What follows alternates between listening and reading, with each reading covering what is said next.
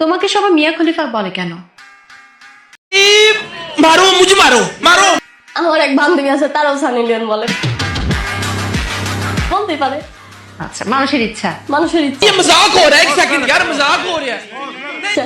তোমাকে নাকি মাঝে মাঝে আবাসিক হোটেলে দেখা যায়, এর কারণ কি? আপনি কি দেখেছিলেন? আমি তো দেখিনি, কমেন্ট আসে তোমার এখানে। কমেন্টে তো মানুষের কত কিছু বলে।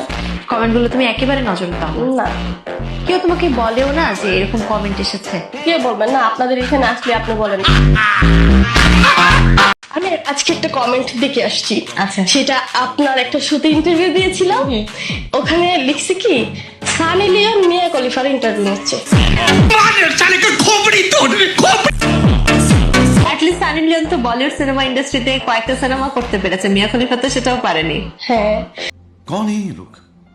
कहाँ से आते हैं? সেজন্য সানি লিওনকে মানুষ বেশি চিনে, সানি লিওনকে বেশি চায়। সানি লিওনকে একটু টাচ করেও দেখতে চায়, মানে শরীরটা দেখে মানুষ অনেক আকর্ষণ নিতে চায়।